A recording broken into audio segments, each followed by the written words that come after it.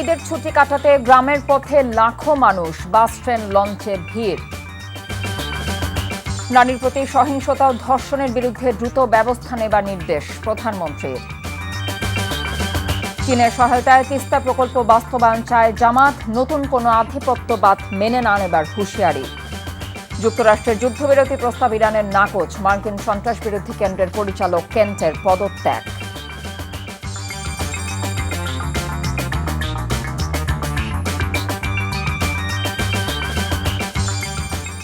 আসসালামু আলাইকুম, কথা নাহিয়ান স্বাগত জানাচ্ছেন টিভির রাতের খবরে। ক্রাউন সিমেন্ট শিরোনাম দেখছিলেন, এবার নিয়ে যাচ্ছি পুরো খবরে। সরকারি ছুটি শুরু হতেই প্রিয়জনের সঙ্গে ঈদ করতে ঢাকা ছাড়ছে নগরবাসী। বাস ট্রেন লঞ্চ যোগে নারীর টানে বাড়ির পথে লাখো মানুষ।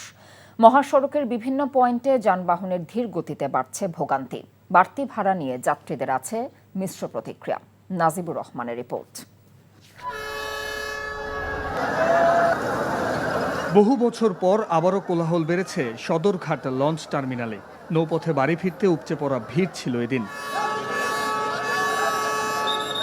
নৌযান মালিকরা ভাড়া কমানোর ঘোষণা দিলেও বাস্তবে তার প্রভাব কম। লঞ্চের ভাড়া বেশি নেয়, তারপরে বাস ভাড়া বেশি নেয়, অনেক কষ্ট হয় আইতে। মোটামুটি ভালো, কিন্তু 10-5 টাকা তো বাড়তি চাই, এটা ঈদে দিকে চায়। আজ থেকে আনুষ্ঠানিক ছুটি শুরু হওয়ায় রাজধানীর প্রতিটি প্রবেশপথে এখন ঘরমুখো মানুষের ঢল। সড়ক পথে বাড়ি ফেরার আনন্দ ছিল সবার চোখে মুখে। বাড়তি ভাড়া আদায় নিয়ে বরাবরের মতোই যাত্রীদের মধ্যে রয়েছে ক্ষোভ ও মিশ্র প্রতিক্রিয়া। 250 টাকা যাওয়া যায়, 200 টাকা যাওয়া যায়, তো এখন একটু বেশি চাইতেছে আজকে। নিজস্ব প্রযুক্তির মাধ্যমে কিভাবে আমাদের এই সড়ক ব্যবস্থাপনা, ট্রাফিক ব্যবস্থাপনাকে উন্নত করা যায়, সেজন্য আমরা গুরুত্ব সহকারে কাজ করছি। প্রচুর পরিমাণে ট্রাফিক যানজট লেগেই থাকে সারা বছর, সেগুলা রিমুভ করার জন্য ওখানে পুলিশের উপস্থিতিতে লোকাল লিডার যারা আছে, এলাকার চেয়ারম্যান, মেম্বার, কমিশনার, তাছাড়া আরও সুধী লোকজনকে নিয়ে ওই এলাকায় যাতে কোনোভাবে যানজট না হয়। যাত্রীদের শৃঙ্খলা বজায় রাখতে কমলাপুর রেল স্টেশনে তৎপর আইন শৃঙ্খলা রক্ষাকারী বাহিনীর সদস্যরা। তবে ঘরমুখো মানুষের এই চাপ সামলাতে হিমশিম খেতে হচ্ছে সংশ্লিষ্টদের। ঈদের সময়টুকু পরিবারের সাথে কাটাবো, এটাই সবচেয়ে ভালো। সবকিছু মিলিয়ে পরিস্থিতি, নিরাপত্তা বেশ ভালো ছিল। ঈদের সময়ে একসাথে আমাদের যে সাধ্য থাকে, সক্ষমতা থাকে, তার চেয়ে বেশি যাত্রী চাপ থাকাতে এবং ট্রেনের সময়ানুবর্তিতা ঠিক রাখার কারণে অনেক সময় আমরা 100% এটা প্রতিরোধ করতে পারি না।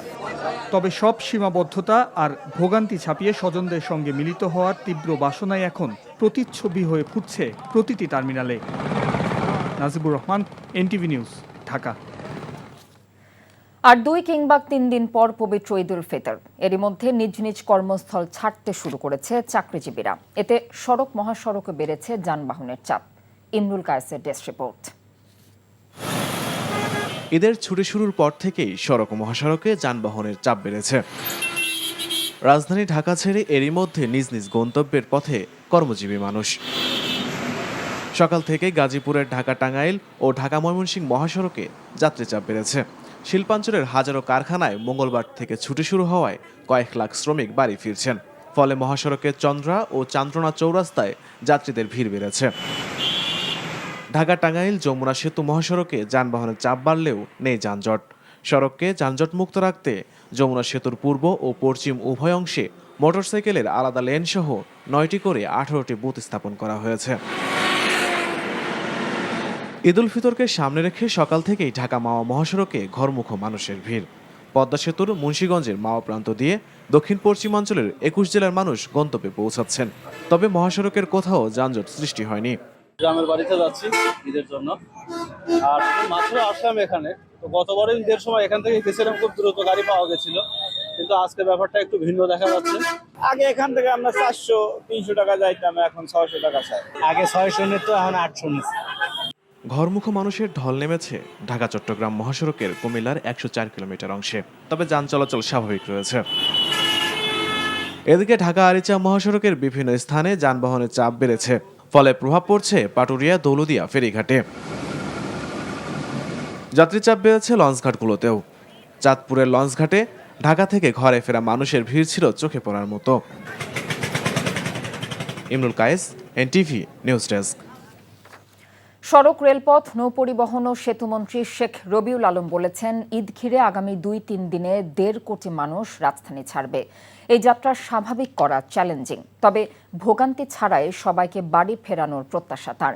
দুপুরে বরিশালের বাকেরগঞ্জে গোনা সেতুর উদ্বোধন শেষে তিনি এসব কথা বলেন। এ সময় ঢাকা বরিশাল মহাসড়ক দ্রুত প্রশস্ত করার আশা প্রকাশ করেন তিনি। এর আগে সকালে লেবুখালী, বাউফল, গলাচিপা, আমনাছিয়া এলাকার মানুষের যাতায়াত নির্বিঘ্ন করতে 882 মিটার দীর্ঘ সেতুর ভিত্তিপ্রস্তর স্থাপন করেন সড়কমন্ত্রী।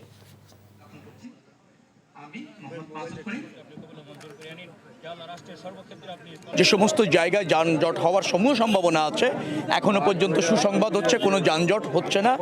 গাড়ি কয়েকটা জায়গায় গতি স্লো বা স্মুথলি গাড়ি পার হয়ে যাচ্ছে। এখনো পর্যন্ত সংবাদ খুবই ভালো এবং আমি আশা করছি ঈদযাত্রা স্বস্তির হবে, নিরাপদ হবে, স্বাচ্ছন্দ্যে মানুষ ঘরে ফিরবে।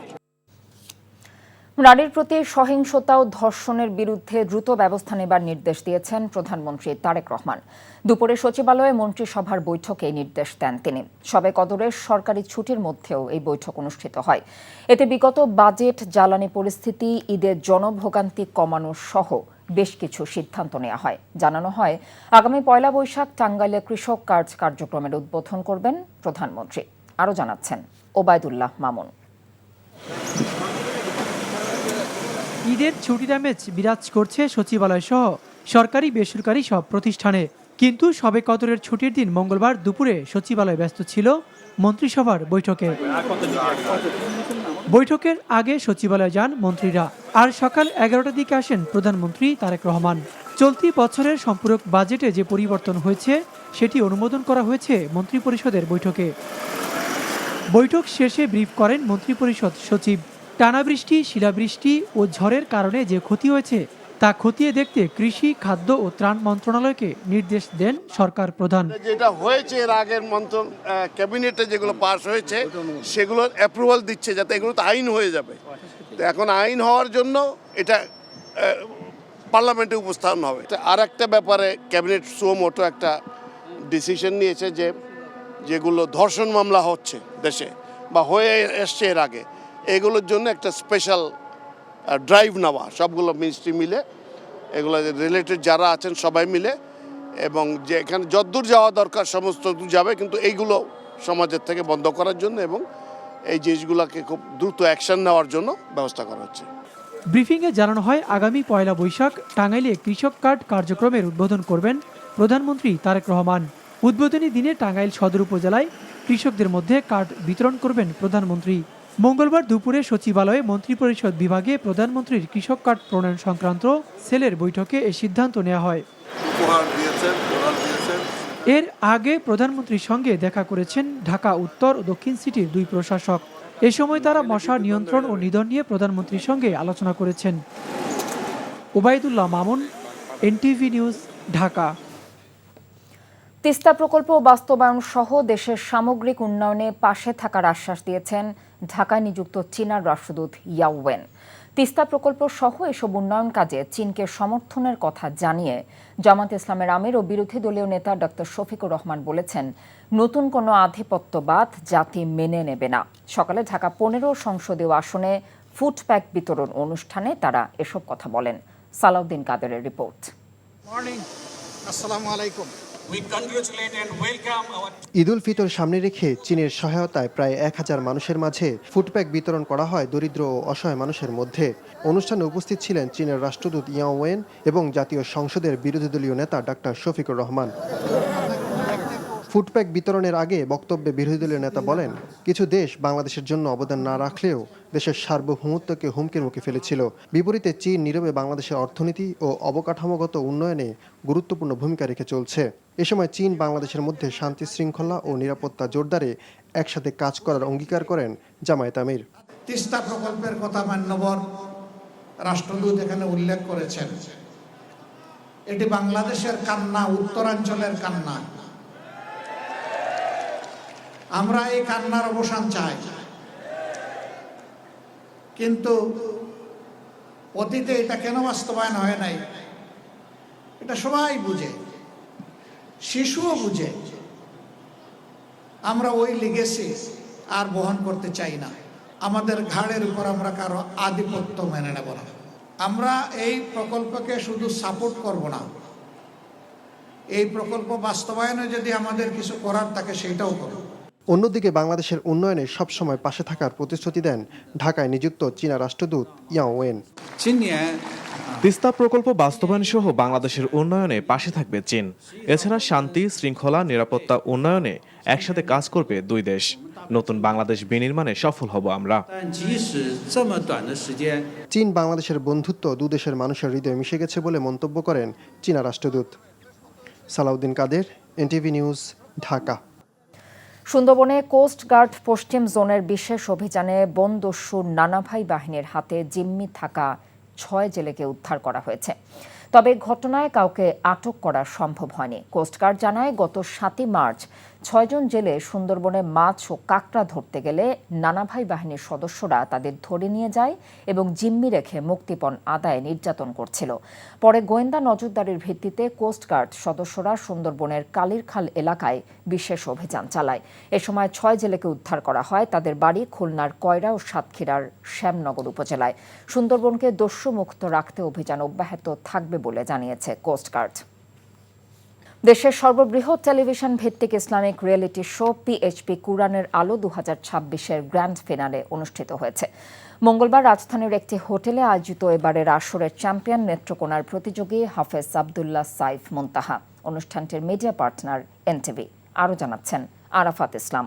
ألم تروا أن الله سخر لكم ما في السماوات وما في الأرض وأسبغ প্রতি বছরের মতো এবারও 27 রমজানে অনুষ্ঠিত হলো দেশের সর্ববৃহৎ টেলিভিশন ভিত্তিক জাতীয় হিফজুল কোরআন প্রতিযোগিতা পিএইচপি কোরআনের আলোর গ্র্যান্ড ফিনালে।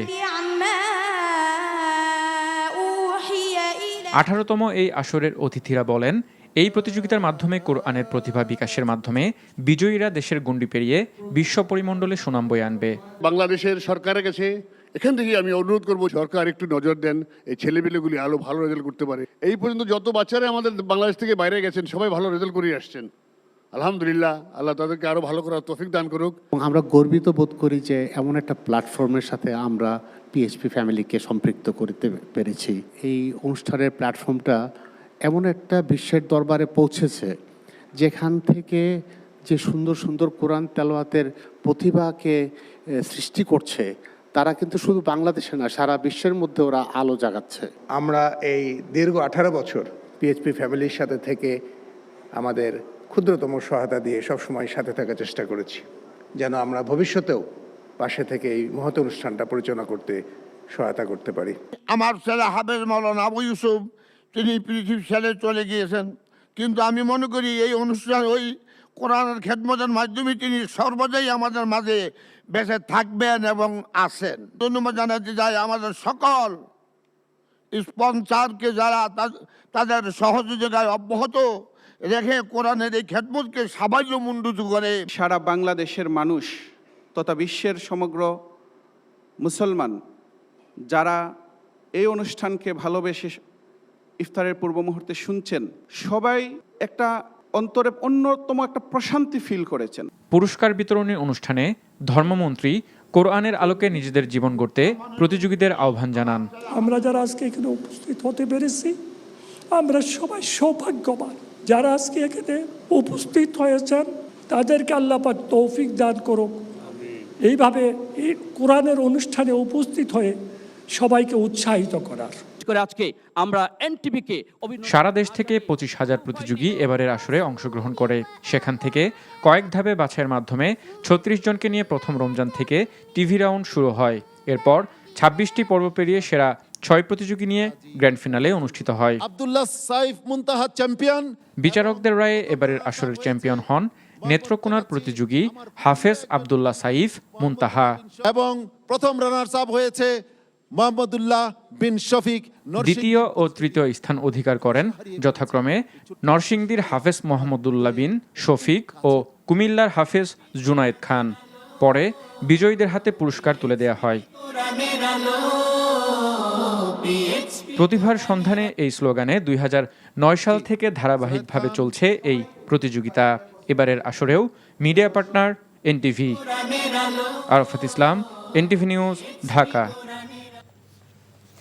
ঈদ উল ফিতর ও ৩৮তম প্রতিষ্ঠাবার্ষিকী উপলক্ষে ৫০০ সুবিধাবঞ্চিত পরিবারকে ঈদ উপহার দিয়েছে স্বদেশ সমাজ কল্যাণ সংঘ।